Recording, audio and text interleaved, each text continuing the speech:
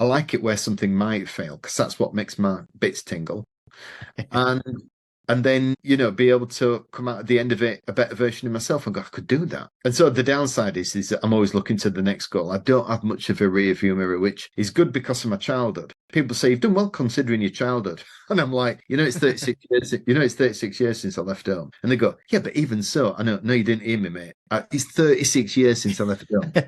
There's a sell-by date for blaming your parents because, for the first 18 years I lived at home and life was shit. But then one day I get up and all of a sudden I make the decisions every single day about what I eat, where I live, how I conduct myself, how I speak to people, how I treat people, how much food I eat, whether I exercise. I make those decisions to this day, 100 times a day.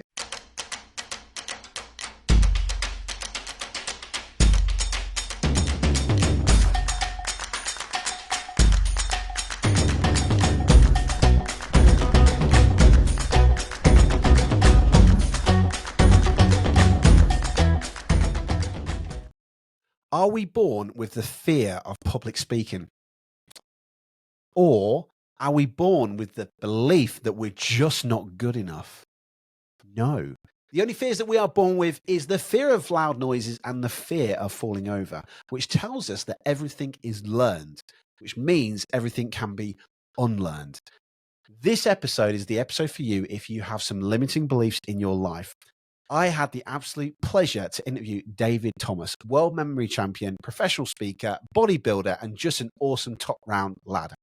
We use David Thomas as a wonderful role model to talk about memory strategies in the Confident Club, but also about beliefs.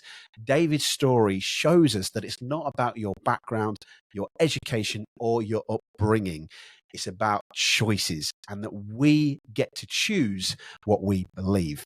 This is one of my favorite episodes I think I've ever recorded. Unfortunately, this was from the last season, so I didn't get it released. So this is a year old, but we're finally getting out right now. And this is the episode for you. I absolutely love this episode. I hope you enjoy it too. And don't forget to leave a little review and tell us what you enjoyed about this episode and hit that subscribe button so you know when next week's episode is available. Without further ado, enjoy this episode with David Thomas. Welcome to the show, David Thomas. How are you? I'm all right, mate. Everything's cooking on gas, as we say up north. That's what we like. That's what we like. Now, David, I know we've had like a pre-chat just before we press record here, but I'm going to read this out. I've got some amazing achievements I've done my research on, and this is incredible before we get into the actual talk. But if I've got this correct, David, World Memory Championship medalist, International Grandmaster of Memory, Guinness Memory Record breaker for reciting pi to 22,500 digits. I think that was back in 19. World memory holder for memorizing and reciting 100 packs of individually shuffled packs of playing cards. US memory record breaker for memorizing 160 digits in 5 minutes, and US memory champion in 2007. And obviously, quite recently as well, you've also become a competitive bodybuilder as well. That is an incredible set of achievements there, David. I'm absolutely amazed into that. That's incredible. Well, now you mention it, yeah, I am. I can't deny. I love it. Well, I'm quite interested. Yeah, it is quite interesting because I think when you do things, when you experience things, or when you have these amazing achievements, I mean, and everybody does, right? Everybody has some amazing achievements. When you do them, you don't always see them as amazing because you can do them. We always look at other people who do things like you're a professional magician. You could do magic, and I'd be like, that's bloody brilliant. Like, and you'd be like, no, dude, it's not that difficult. And then I go, all right, okay, maybe it isn't hard. But at the same time, we tend to have that mysticism that goes around things that we don't know or understand. And yet in reality, when we do it, we always pass it off a bit quick as not being great. And yet, I have done some good stuff. Yeah. Yeah, absolutely. You've got an inspiring story I'd love to hear. So obviously in the intro that's been put on top of this about what you actually do, I'd love to dive into your inspirational story because obviously we have a mutual friend in Steve McDermott. And as I said to you on the pre-chat, I feel like I know you because obviously Steve shares your story. It's a wonderful story. So would you mind sharing, David, a little bit about obviously what it is you do, but also your inspirational story? Well, my background was a bit difficult growing up. I had a very tricky upbringing at the hands of an alcoholic mother and a physically abusive stepfather. My stepfather was 65 when I was 6. And my mother used to do crazy stuff in the house and things that I wouldn't, it's all out there, but it was kind of think the worst of the worst. And that's what my mother used to do to me when she was drunk. And that just led to a very difficult kind of 10-year period, 12-year period between the age of 4 and 16, by which time I went off the rails. And I started committing petty crime. I've got a police caution, attempted suicide twice. I nearly killed a police officer one night coming out of a shop at 3 o'clock in the morning in Leeds. I got expelled from school and I got a criminal conviction. So at 16, my life was kind of down the toilet. And the only job I could get was working in a factory, £1 an hour, packing Christmas gifts into boxes. But I wasn't going to go on the rock and roll, on the dole, as they said it back in the day. And I got myself a job and I did that, then became a firefighter. And really becoming a firefighter was probably the most significant thing that happened, because at the age of 20, I was in a mess. I was drinking very heavily. I wasn't alcoholic, but I was spending more on alcohol than I was on food, living on my own in a tiny bedsit. And then all of a sudden, I applied to become a firefighter, and only 1 in 40 got in back in the day. And straight away, I'm in the top 2.5%. And all my mates were brickies, sparkies, plasterers, working class manual guys. And I'm a firefighter, and it's like, Dave's a fireman. This is great. And I had respect from other people, but I also got a certain level of self-respect. And that was utterly transformational. And that made me get my act together. Brilliant. Yeah. And then from that obviously point, you saw something on TV that changed your life. I did. I was watching TV and there was a terrible show on with Philip Schofield talking telephone numbers. And the bottom line is, if they could register, if they would see a memory again. I can't remember the word. Generates the word, right? So they would generate digits, and if live TV show, if they could, and if those numbers appeared in your telephone number, then you could phone up and win 20 grand. And I'm like, well, fine, I need the money, right? So I'm sat there, and a guy came on, and one of the things he did was memorize a pack of playing cards and then got tested. And this was live. And so he got 3 minutes to memorize the cards, and then they placed them up on a board, and then he got tested 10 times. And so they say, what's card number 3? And he goes, it's Jack of Clubs. And he goes, where's the 4 of Hearts? And he goes, it's card number 42. And you've done magic. And to me, this was magical. I'm like, how's he doing that? Because that's 104 pieces of information, right? Yeah. And, with a card and a suit. And also the order. And also, both the, where they are and so on. And it all just was too much. But then I was in Waterstones in Leeds a few months later, walked in, and I said to the guy behind the counter, I said, have you got any books on memory?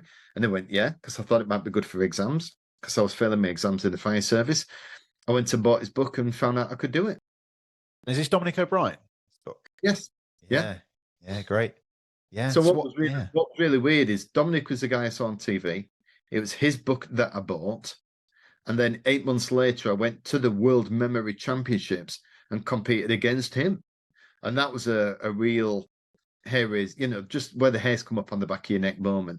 Because it's very difficult. It sounds all really kind of Hollywood cliche, but trust me, I was sat in a bedsit in Halifax, mold on the walls. I couldn't get anywhere else. I was a firefighter.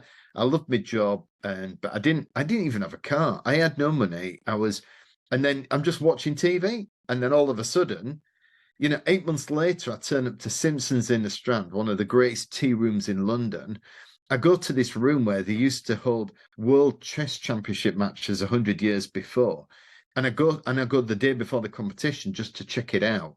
I go up to the glass door, look through the window, and there's Dominic, the guy I'd seen on the TV, and he's kind of got his head in his hands and he sat there concentrating. There's nobody else in the whole room. And I walked through the door and I'm like stuttering, and I'm like, you don't know me. My name's David. I saw you on TV. And he was just the most amazing guy. And we became great friends, and even went in 2014 to Iran to spend 2 days speaking at a conference together. How life goes, huh? How life changes, yeah. Yeah, because we're obviously big fans of the Tony Buzan mind mapping, and Dominic O'Brien is I think he gives the foreword in the mind mapping book. But yeah, so obviously 8 months later, you've gone from that position. What led you to even to get into this? I know a lot of people ask you why, especially within your pie, the 22,500 digits thing. But why did you decide to just go into that from obviously where you were? I bought the book because I wanted to learn how to pass my exams.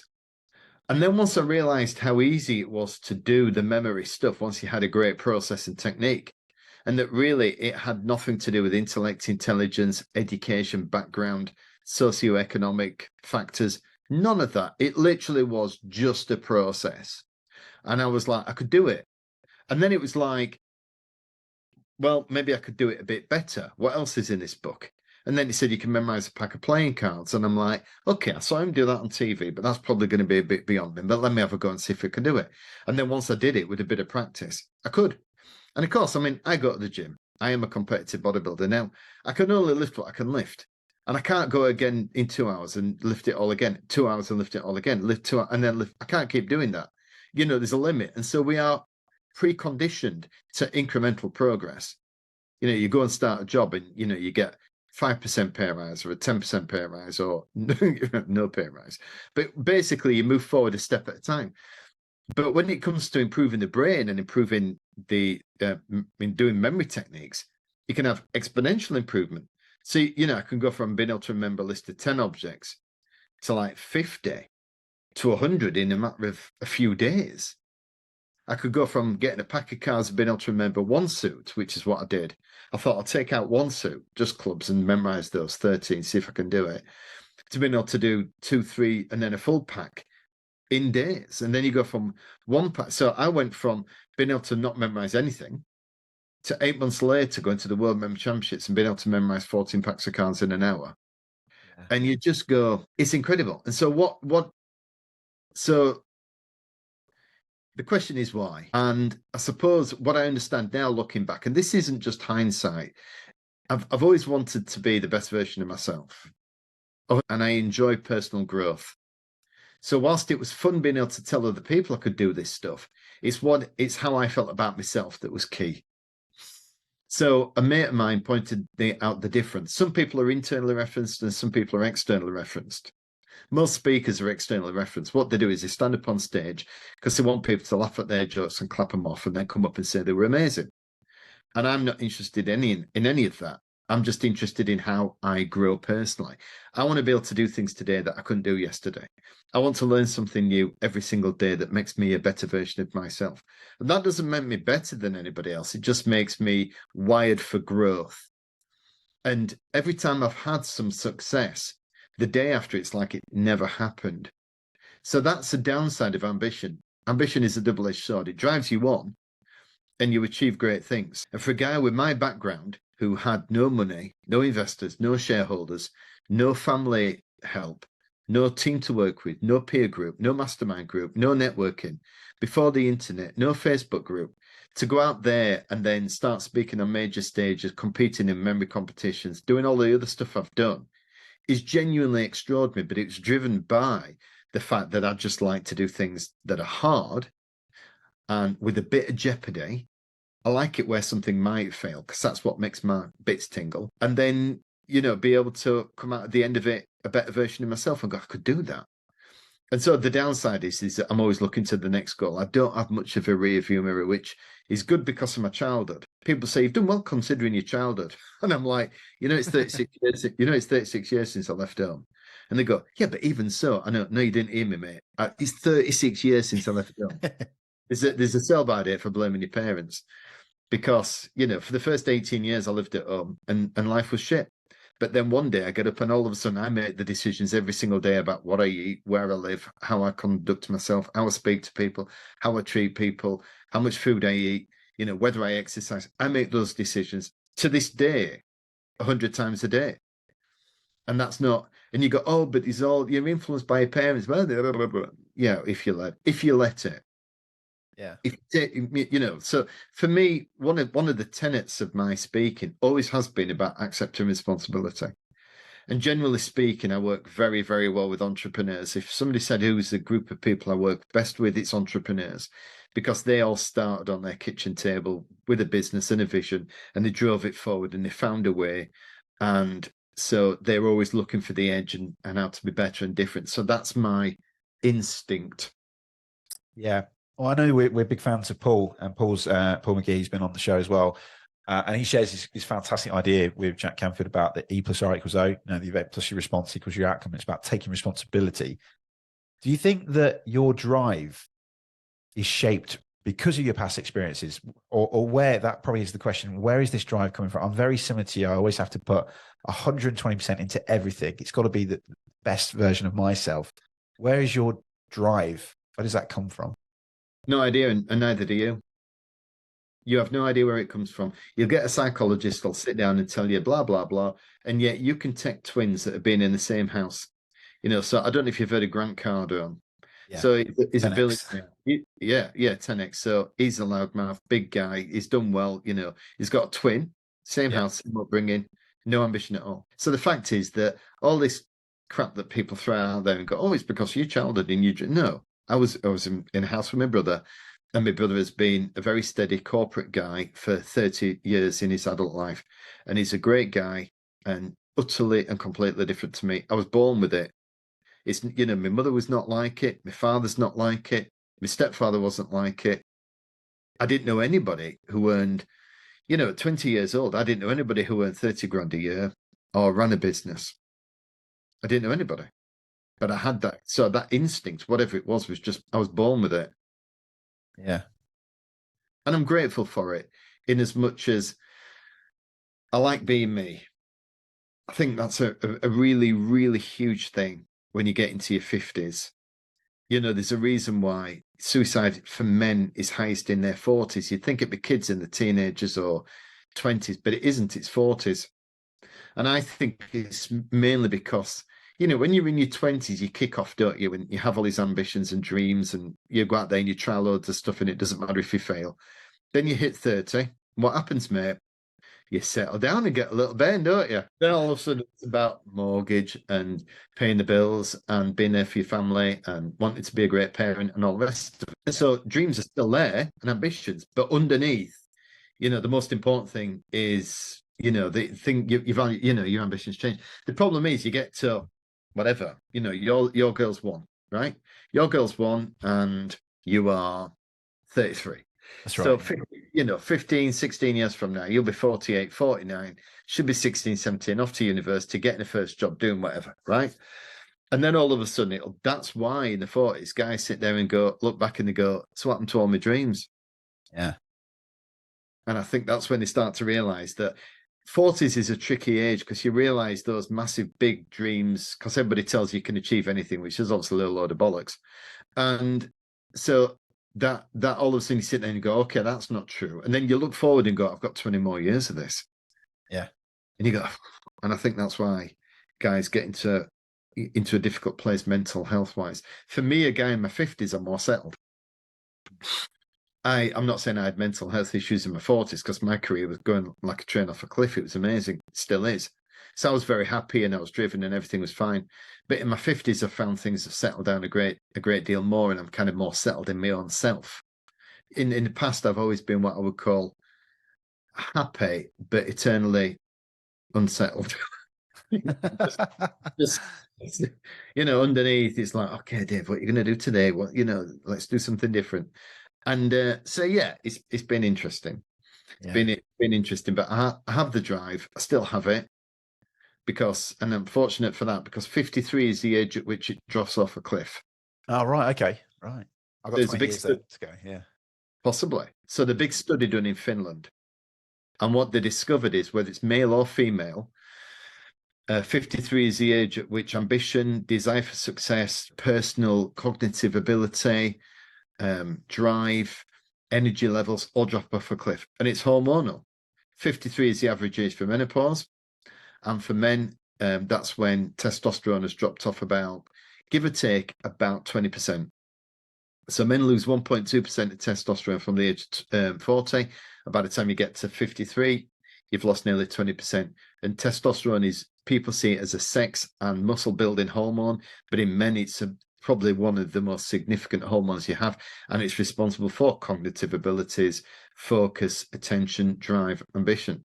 And that's why, typically, if you speak to somebody who's 60, they'll only talk about one thing: retirement. And then you go, what are you going to do? And they're going to go, I'm going to do all the stuff I couldn't do when I was working. And I always go, like what? And they go, and I'm like, no, seriously, I don't, tell me. And they go, well, spend a bit more time with the grandkids. So you're going to be a cheap babysitter for the grandkids. And they go, so I'm just a polemicist. And I don't know it to be weird. It's like, they say that so one of the problems that people have is that when they get older, the mitochondria in the brain cell starts to unravel. So that's what's called X-differentiation. It's a brilliant podcast out there that I'm going to take some time out and learn properly, because it's about anti-aging. And so this is what happens. And so what happens is the brain needs a certain level of stress. The cell needs a certain level of stress. It's a bit like me going to the gym. I can bench press 300 pounds. If I go and bench press 500 pounds, I'm going to tear my muscles. If I bench press 100 pounds, then my muscles will get smaller. So what I need is to see if I can do 301 or 302 or 304, or at the very, very least do 300, and make sure that I'm continuing to maintain. The problem is people go from massive stress in work, 500 pound deadlift, bench press, to retirement, which is 100 pound bench press. And that's why when you say that people get old overnight, they literally do. Because once you don't have the jeopardy of losing your job, the need to earn an income, and somebody looking over your shoulder at work, what would you do? And so therefore, for me, it's all about, I know it's kind of gone off topic a little bit, but for me, I'm ambitious and I'm driven. I'm 54 and I'm as driven, if not more ambitious now than I ever was. And I'm grateful for that, because my testosterone is dropping, presumably, just like anybody else's. And yet I wake up every morning at 5 o'clock, I'm up and out the door. On Christmas Day, I'll be up at 5 o'clock and down the gym. And so I'm grateful to still have that within me. Why I have it, which was the original question like 2 hours ago, I don't know. But I'm glad I do, because it gives me a very high quality of life. I once said to my missus, what's it like being with me? She went, every day's an adventure. Very polite answer. Yeah. Oh yeah, I can't even work out if that was positive or not. She went, yeah, it's definitely a journey. Because she's Nice, not, yeah. she just wants to be she just wants to be super nana. So she gets in a car, and we call it a nana van. She goes in a little mini club and sets off to Norwich and sees her kids, and off to Ramsbottom, off to Huddersfield. So she's great. She loves being super nana. She doesn't want to work, and that's great. I'm not saying you should. Yeah. She's just happy doing that, and that would literally send me to an early grave, because my brain would just disappear overnight, and I'd just be in bits on the floor. Yeah. I find it fascinating, this whole thing about this drive. The whole point of this podcast was about unlocking the best version of ourselves, and speaking to people like yourself, and just people that have just done remarkable things, of where this comes from and what, why this happens.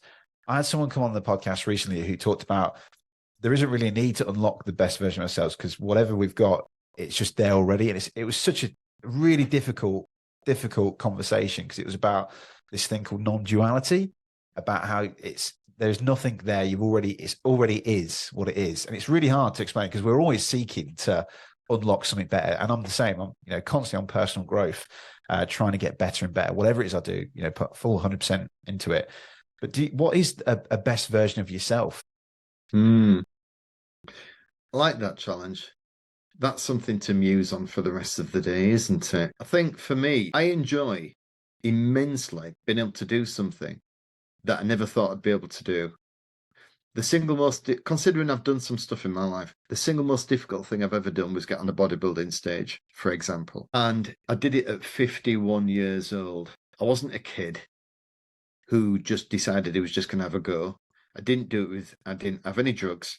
So it was a natural competition. I've never taken any performance enhancing drugs, no steroids, no fat burners, nothing. It's just been food, diet, water, supplements, and a boatload of training. And you don't know how you're going to look literally until the morning of the show, for various reasons.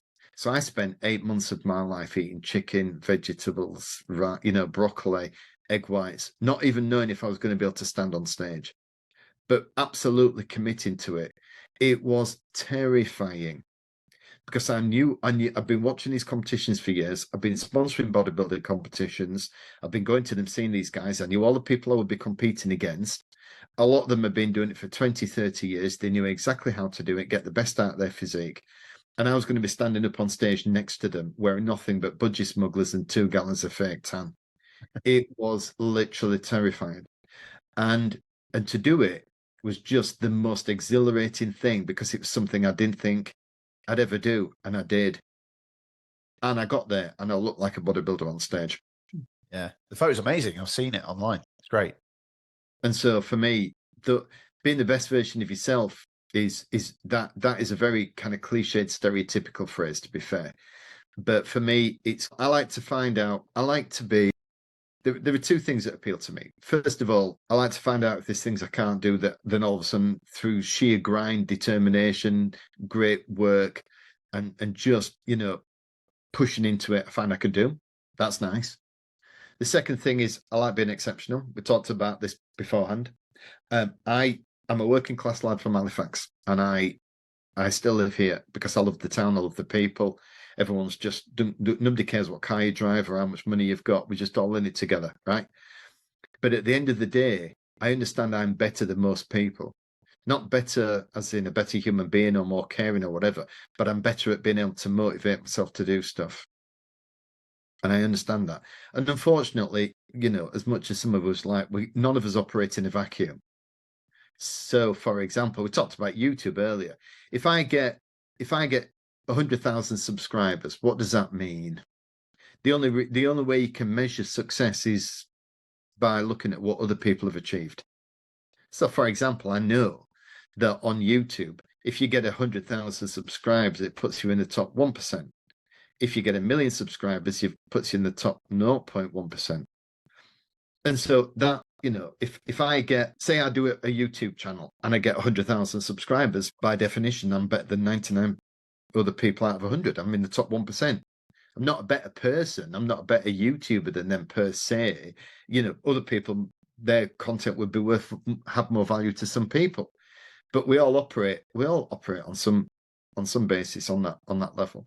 Being the best version of myself is I'm highly competitive. I like beating other people. I like being better than others when it comes into a competitive environment. I think that's a great answer. Yeah, that's amazing.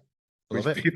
Which people don't. People want to still give out cups for 8th place at primary school and everybody's a winner. I'm not in that camp. Yeah. I'm not. I've got all that to come with. That's going to be interesting. It's not, it's got, I think it's just more primal than that. It's survival of the fittest. The reason we have the quality of life we have now is because people did crazy stuff in the past, for 30,000 years. Whichever book you read, the evolution has just been people driving stuff on and being a bit crazy and trying, and and it's like, people look at Elon Musk and go, it's ridiculous that he's worth $300 billion. And I go, but we're going to be living on Mars in 20 years because of him. Yeah, and they go, yeah, but he doesn't need all that money, does it? And I go, didn't you not hear the bit about living on Mars? It's not fair. Life's not fair. Yeah. We would love it all, to be fair. We would love it if everybody, lived this kind of happy clappy, we all earn the same money. We all have a great life. The health service is amazing, but that's never going to happen. I mean, there are some ideals that are worth working towards, but ultimately, they reckon, and I know this is a bit silly, but I'll say it anyway. But they reckon that if all the money in the world got split up evenly amongst everybody, the people who've got the most now would have it all back inside 10 years. And, there was a good friend of mine, very good friend of mine, who was earning about 24 grand a year, won 75,000 quid, all gone in 2 years. Then they were earning 24,000 quid a year. Think about that. So they're earning 2 grand a month, bit of tax taken off, maybe 1,500 quid a month. And yet went through 75,000 quid, won it on a game show, and it was all gone in 2 years. So the thing is, it's just the classic thing, isn't it? You just think, well, if you give people money, they would be responsible. But that's a very long and deep conversation, and don't necessarily have the most knowledge about those things. But I think the competitive nature of life is a good thing. It just drives us on to be better version. You know, we do better. Businesses become better because of capitalism, because of a competitive nature of the marketplace, for example. And I think it's the same for us as human beings. We all want to do well. We all want to get recognition, and it is nice to win. Yeah, agree. I see something very similar between me and you. I'm quite an impatient man, always trying to. I'm always told, not always told to slow down, but just want to do the best that I can. You know, I just want to do things quick. And it's not as if like I think that I'm going to die or something in 5 years, that I want to just try and get everything ever achieved. But I just have such a big drive. I find it quite difficult sometimes to talk to people who are quite unambitious. And I've made myself in lots of camps where people are quite happy. And there's no, I'm not judging anyone on this and any listeners, but there's a few people that I know who are very happy to be in a shitty job and moan about how shit life is and not taking the responsibility to do something about it. And I've often, found myself excluded from those camps because I take responsibility. I'll take the responsibility to go have the life that I want. And if I want to be the best version of myself, I will. Are you similar to me that you might are you impatient around those kind of people? Because I find it really hard to understand. Let me ask you a different question. Why do you talk to those people? This is true. No, like I'm asking you now. It's not rhetorical. Why do you talk to them? I guess I think about you are the person, aren't you, with the 5 people that you hang around with. There is no answer, really, is there? Shouldn't really be, because it's not really helping, is it? I'm putting you on the spot a bit, but the way I operate on a 2-question principle. When somebody says to me in the gym, because when you go in the gym, it's a very kind of you never quite know what anybody's got. There are guys in there that are driving. I go past the odd Ferrari in the garage, and I know somebody in the gym's driving that Ferrari, and it's a 200. Well, actually, somebody's just got an SF90 Stradale. It must be 400 grand. So somebody in the gym's driving a 400 that, but you wouldn't know.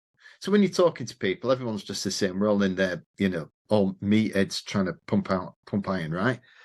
And so you never quite know what people have got or where they are or how, what kind of job they do. So I always have a 2-question principle. If somebody says to me, "How are you doing?" I always go, "I'm all right." And then if they ask the second question, I know they're really interested. So when they turn around, and I do this even with my kids, I go, "Yeah, everything's fine." And if they turn and go, "No, tell me about your week," and I go, "Okay, well then this is, I've had a bad week, good week, got this, that, whatever," right? But I have a 2-question principle because people don't really care. The one thing I've come to understand about, and this is kind of slightly off topic, but the only person who truly cares about you is you. And this is not some motivational cliche bullshit. Seriously. So I live with Karen. She's my soulmate. She's my partner. I work from home. She lives with me. She works with me on occasions, but is basically does super nana stuff. So we are around each other a huge amount of the time. If I go on big trips, she comes with me. We're glued at the hip, right? We're like Siamese twins. But if she says to me, if I say, "Oh, I'm feeling, I've done my shoulder in at the gym again, sweetheart," she'll go, "Oh, that's really terrible." And then she'll just go, "What do you want for tea?" And I'm like, nice, yeah. "Telling you about my shoulder." And she goes, No, I hate your shoulder, but just take it easy, take an naproxen, do what you need to do, go and see the physio, you'll be fine. But what do you want for tea? Right? And then she goes, "Well, what I want for tea?" And it's like, I was talking about my shoulder, right? And so she cares. She cares very, very, very deeply about me, right? On a whole different level than I've ever had before in a relationship. But I tell you now, we get up in the morning, first thing we think of is us. And then we think of the next person. But 85% of whatever the working day is, us thinking of us. People just don't care that much. So I don't try and convince people of anything. I don't anymore. I have in the past. I said, would it be great if? And if people don't have that in them, because you said, where does your drive come from? It was in me from the day I was born. In fact, about 15 years ago, I was doing a talk and I said, I didn't have any ambition as a kid. And one guy just went, "Yes, you did." And I went, No, I didn't. No, I didn't. Honestly, I was just drifting along. He went, "You did." And I love a challenge like that. I never got upset. And I was like, interesting. He said, "No, if you went back and had a look, there'd be something there And I went, can I give you a call? Because I'd like to chat about this. And he did. And then I realized that that's always been there. So 2 little examples. When I was 13 and things were going really badly at home, I just decided I wanted to get out of the house. I started running. And I get myself a little running, like a little kind of square thing to come, a little circuit to come back to the house. And that was the first day. Second day, I timed myself. Third day, I wanted to be at the second day's time. And then within a year, I was the fastest cross-country runner in the year. And within 2 years, I was the fastest cross-country runner in the school. And by the time we left in the 5th year, which is year 11, we did the cross-country against the 6th form, and I beat them as well. That was there. That was just in me. My instinct was just today I'm going to be faster than I was yesterday. I can remember I bought a paper round when I was 16. So near me, there's a little village. They didn't have a paper shop open on a Sunday. You went to this grotty little hole, like a little tiny shop that was only open on a Sunday. And you bought the round. It cost me 80 quid. And I bought the round. And the woman there would sell us the papers. So it was like the Times back in Sunday Times for 50p. You paid 28p, and then you had your round. So I delivered it, 80 people, give or take. And I can remember, I bought it in September, and I bought it off 2 lads I knew who were twins. And I said, what did you get in tips for Christmas? And it said 16 quid. I went, okay. So I'm getting 13 quid for a round, 16 quid tips at Christmas. That seems fair enough. So I get to Christmas and I just think, I'm going to see if I can do better than that. So I went and bought a box of Christmas cards for 5 quid. And I wrote, everybody, dear John, your paper boy, happy Christmas, David. And there was only one person that 80 odd people did not give me a tip. And I got £80. Brilliant. Yeah. So my instinct was always like, I'm going to do better than they did. Not because I wanted to beat them, but just because I believe in my ability to be exceptional. The thing is, that is very, very, very rare. And so, Yeah. and I've got 3 kids. Karen's got 2 kids. We've got 5 kids between them. I can see, I can see. Certainly, one of them is doing very well, but in a job they probably don't love. And you could have that conversation as well. So the thing is, I just realized that, when I sit and talk to people and I tell them I do a job I'm good at, that I really enjoy, that pays me a fortune, where I travel the world, all my clients pay on time, bloody, I understand I'm in that 1%. And we know that 80% of people just don't love the jobs. So I don't know, mate, really. I think when you turn around and say, you talk about people, the fact is I understand I just, over the years, my friendship list has got shorter and shorter, to the point where I have people out, I call passing friends in the gym, and we always chat and say hello. And actually, I'm very popular in the gym because I'm just taught to people. I'll listen, you see, when people come up and I go, how you doing? Oh, yeah, and my hip's knackered and this and that. And I'll listen, you see, because I'm kind and nice. Yeah. But I have no interest in sharing what I do because, yeah, people don't care. And so therefore, when you talk to other people, Ricky, coming back to your original point, the fact is you're never going to change them. It's never going to happen. Yeah. The way we are, see, I was like that at 13 with the running. I was like that at 16 when I bought a paper round. It was in me from birth. It's just who I am. If it's not in them, then it's not going to come out later on. There's almost nobody you meet at 40 who all of a sudden decides they're going to run a business and becomes mega successful. Yeah, it's so true, and it's about like what you said earlier on. It's not about caring about anybody else's. It's about how it makes you feel. So being exceptional, being the best. If it makes you feel good, then why not go after it, seek after it, and do all the wonderful things to make you feel great. To be exceptional, why not? I think probably my thought process in the minute is probably because it's linked to a family member, so there's more of an emotional connection rather than just friends who probably I still care about as friends, but not as point as one of my family members who are probably going through it. So that's probably why that's linked to it. But it is a case, isn't it, of actually it's about what I feel, no one else, Well, David, the problem is if you look for external validation of any kind, almost certainly you will be disappointed. I know this sounds like a cliche, but it's been very, very true for me. If you do badly, everybody will come in and support you. You see this on Facebook or social media. You put up and you go, I'm having a terrible day. This has happened, that's that. You get 50 comments Oh, don't worry, hun. You'll be fine. Yeah. Go, tomorrow's another day. You turn around and see you just got a new contract for work and it's 100,000 quid. Nobody comments. Yeah. It's the same in the street, isn't it? How are you? I'm fucking brilliant. Oh, all right, calm down, knobhead. What's going on? So I had somebody in the gym about a year ago. I said, "Yeah, I'm brilliant." I went, "You can't be." Everybody's and I go, "I'll tell you what. Let me just tell you how I'm doing. I'm in fantastic physical shape. I have no health issues at all. I come down and train. I'm a competitive bodybuilder. I've got a successful business. I live with my soulmate. We've got 5 kids. They're all fine. 4 grandkids. They're in amazing shape." I said, "We're going to buy our home next year. We've got no mortgage. We've got no debt." And they go, "Okay, maybe you're doing brilliant." But most people, and I'm like, honestly, if I was doing brilliant, if I was doing shit, I'd tell you. But the fact is, I'm doing brilliant, so I'm going to say I'm doing brilliant. And I don't know. It just comes down to the same old thing. My experience is that when you're doing, and I've experienced this myself in reverse. When somebody says to me they're doing really well, my instinct is almost never to turn around and go, "Oh, well done." It almost never is. Straight away. Say, like, if one of my speaker mates gets a £10,000 fee, which I've never had. I've had a $10,000 fee in the States for an hour, but I've never had a 10 grand fee. If somebody turned around to me and go, "I've got 10,000 quid." I'm like, straight away, I'm thinking, I've never had that. What can I do to get that? How do I get that? Yeah. And I don't, and I love the fact they got it because now they sent a benchmark. Yeah. I'm like, right, if he can get it, and I know him, and he's okay, and I'm okay, and we kind of at similar-ish level, I can do that. How did you do it? Where is it? Is it big? I did it, but I don't. My instinct is not to sit there and go, "Real congratulations." I'll say it, but I don't really feel it. Yeah. And it's the same with it. When you meet other people and you turn up and they go, "How you doing?" And you go, "Great, I've just got a contract for my podcast have been taken on by Spotify. They're going to pay me 10 million quid. I'm going to be the next Joe Rogan."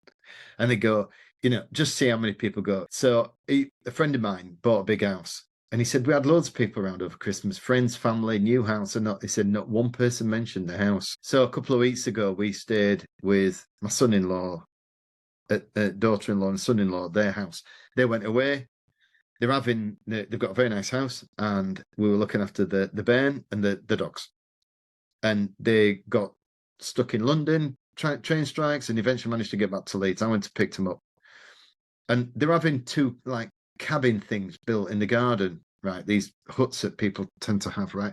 One's going to be like a big fancy kitchen, another one's going to be where they can sit and kind of enjoy the evening. And I went and picked them up, and I said, "Are you all right?" Yeah. And we got in the car, and straight away the lad just went, "Oh, what do you think of the new huts?" And I went, "I don't know. Yeah, what? Just tell me what they are again." We'd stand there and be staring at them out there because you look at the living room, you can see the huts. But I've no interest. I don't care. So the thing is that people are like, and it just doesn't register. Because the thing is that people understand that if you are successful, probably a load of stress has come with it, and all the other stuff. You've got to deal with a team of people. And so there is the one thing I think may be a bit tricky for you, mate, is that because you're ambitious, driven, want to do better, you're looking to improve your lot, you've got lots of learnings that you do, that either A, somebody else is going to want to learn it from you, or B, that if you've done it and given them the inspiration, they're going to want to do it as well. And I found out that those 2 things almost never happen. If they wanted to learn it, they'd have gone out and done it. If they had the ambition, they would have already had a go.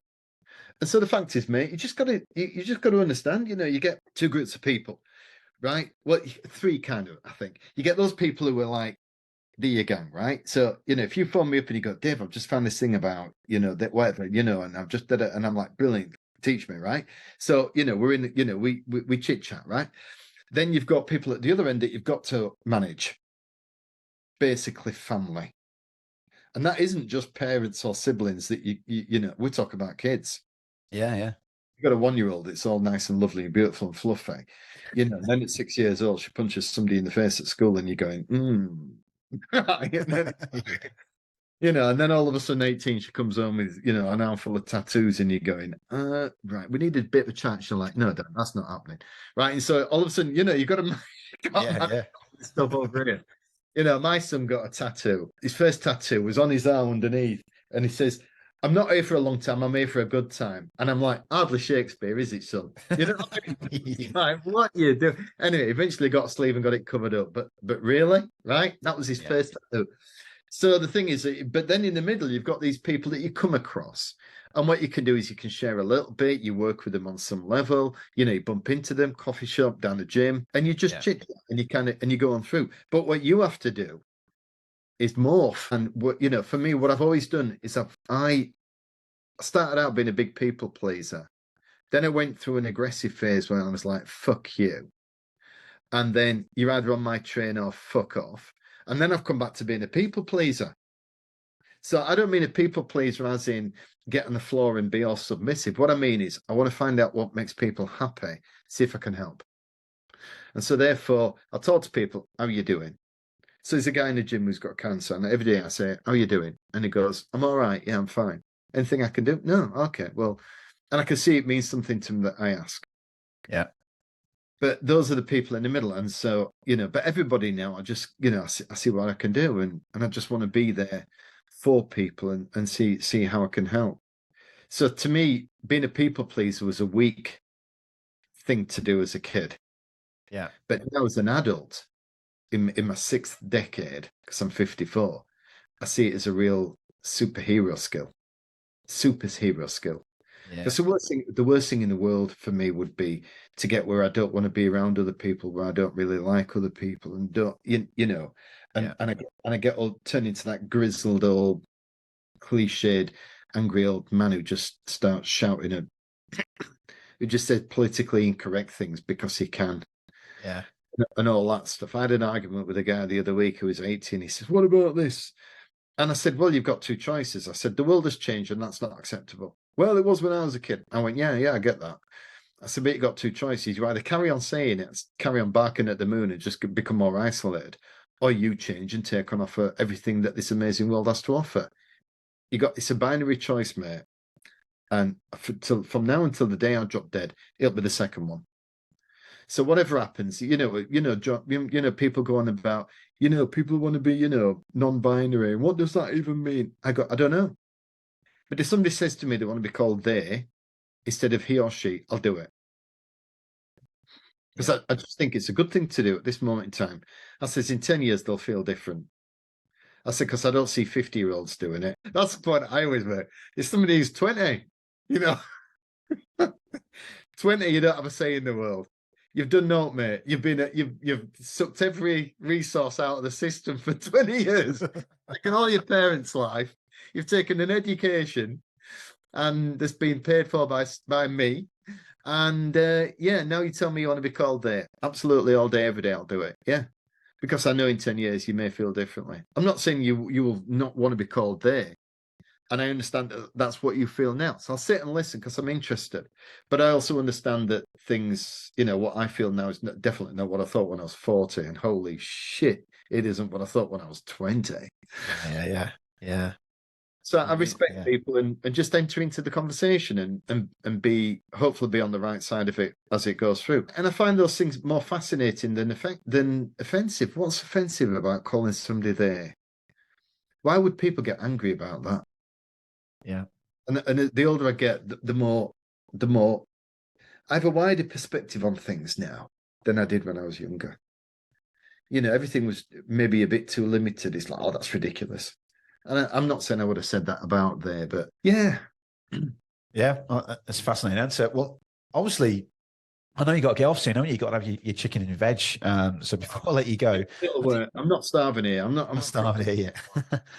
Obviously, we didn't get to chat about a lot of the things. Actually, I really enjoyed the conversation. I found a quote that you mentioned in one of your talks, which I think is absolutely brilliant, in line with what we've been discussing, which was, "Our legacy is not what we earn or what our house looks like. It is the number of people that we impact as we go through our life." I know that you're you're currently obviously working in the presentation skills for CEOs. Tell us a little bit about that and obviously where people can find that. One of the things that was the greatest revelation for me was that I could teach what I was learning. And when I became a memory guy all the way back in 95, 96, I bought the book in 95, competed in 96, 97, third in the world, 98, did my Guinness record. But the greatest thing was teaching other people. So when I went to my first World Memory Championships in 96, I came back, boss pulled me and he goes, what's all this memory shit? And I went, well, boss, bought this book, went to London, came forth, happy days. He said, can you teach me? I said, yes, I can.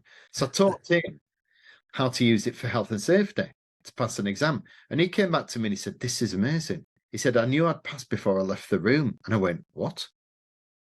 He said, yeah, I knew there was some stuff I didn't know, but I also knew what I knew was right because of the stuff you taught me. He said, you need to teach this. And initially I was a bit, because I'm an ambivert, which means I flip between an introvert and an extrovert. So when I'm speaking, I'm an extrovert. When I'm off stage, I'm an introvert. I don't talk to people much. I just get my coffee in a coffee shop, sit down. I'll talk if people talk to me, but I'm not shy. I just don't really talk to people much. But being a speaker allowed me to take this thing that I'd learned and my experiences, share them with other people. And that was the biggest revelation of all, because everybody learns amazing shit during their lifetime. Everybody does. They all have cool experiences. They just tell them badly. So people go, let me show you the photos, 442 photos of my holiday. And you go, no, I don't want to see them. But tell me what was the amazing story? Well, we went into this restaurant in Utah, and they don't sell alcohol. It was a dry county. Do you know what a dry county is? I go, yeah, it's where they don't sell alcohol. How could a pub not sell alcohol? Well, because it's Utah. And so straight away you go, that's interesting. Yeah.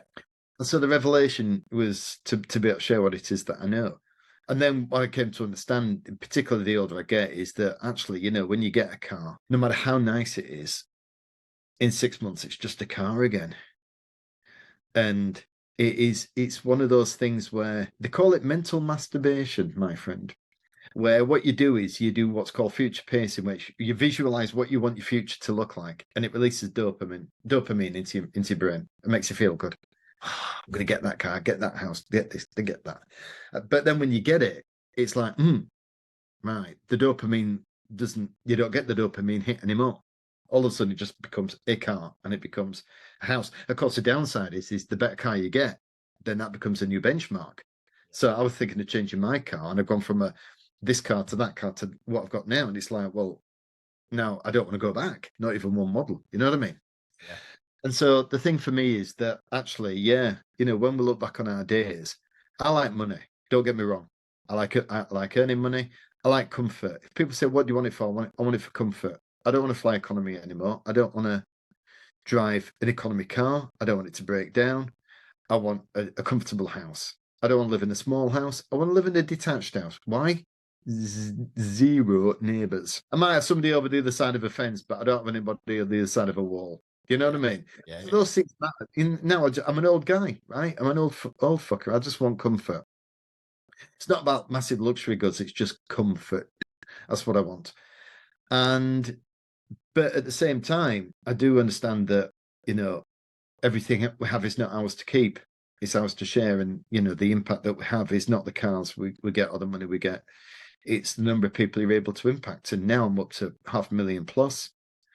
And, and the thing is with things like YouTube channels and social media, you can easily get into the millions in your lifetime.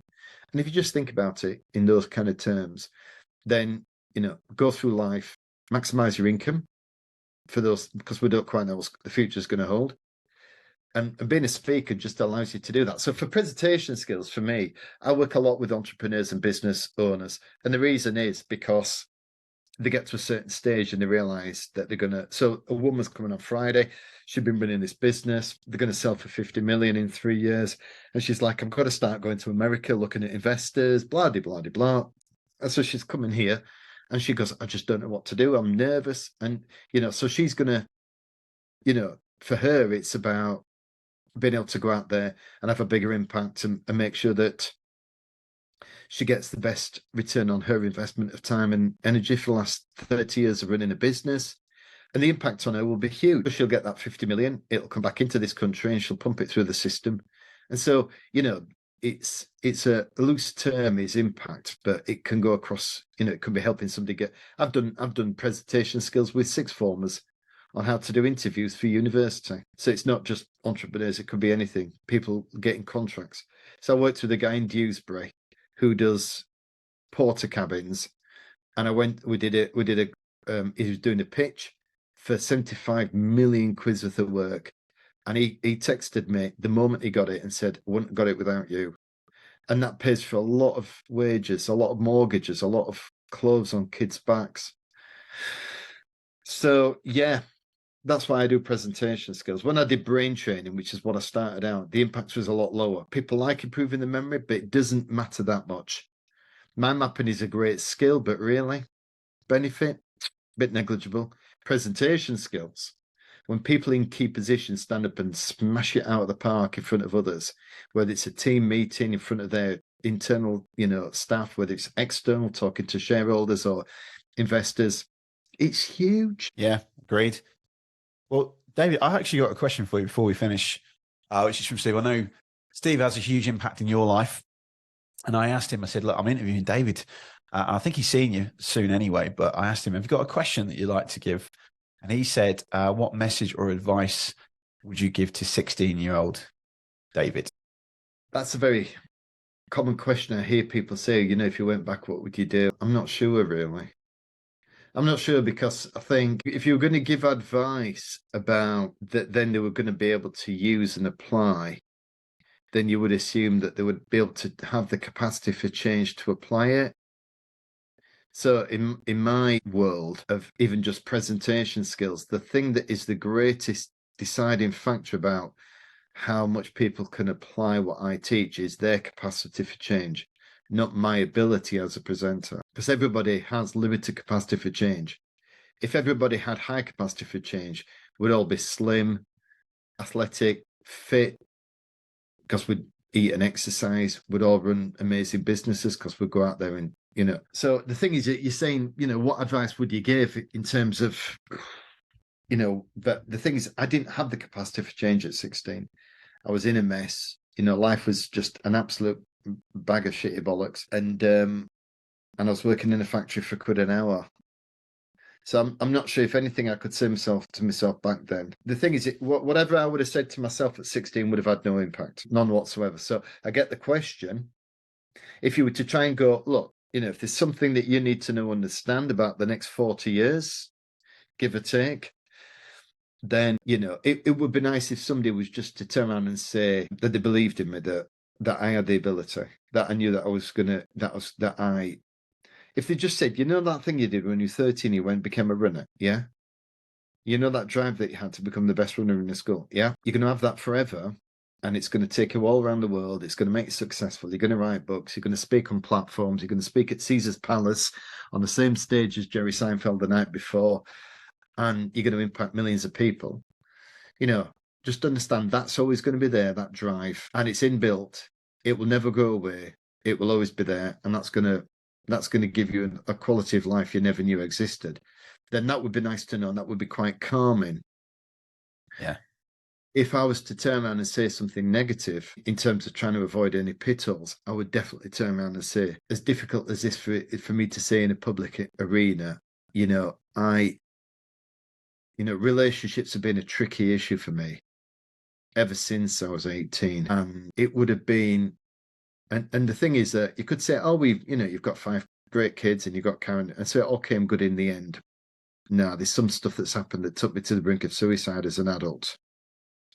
And so therefore, I think the most important thing would have been, on a personal level, just take a breath before you jump into a relationship. That would be the biggest thing I'd say. Because the thing is, as a kid, I always say that most people have one really good parent that they get on well with and one that they don't always get on as well with. That's just the nature of the beast. And I think if you've got one parent you're really close to and you get on okay with the other, you're doing pretty good.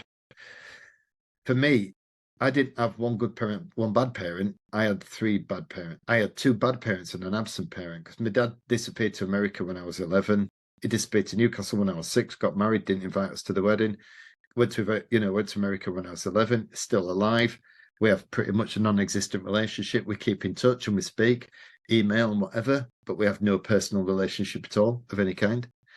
My stepfather was 75 by the time I was 16, never showed me the way how to be a man. And of course, my mother had her issues as well, and the drinking just got worse and worse. So the thing is, then when I went out and started getting drunk, drinking heavily, relationships evolved out of that. Things have been interesting and not always great. And I've got some scars to show for that. So fascinating answer. Yeah. Mhm. Thank you, David. Thank you. Well, thank you for also coming on as well. This has been an absolutely amazing episode. And obviously, I didn't even ask a lot of the stuff actually I was going to ask. So, yeah, I appreciate where this has gone to. It's just been really fascinating. David, if people want to find out more about you, where can they go? creatingpresentationrockstars.com. Fantastic. And you've also got a podcast as well, if people are interested as well.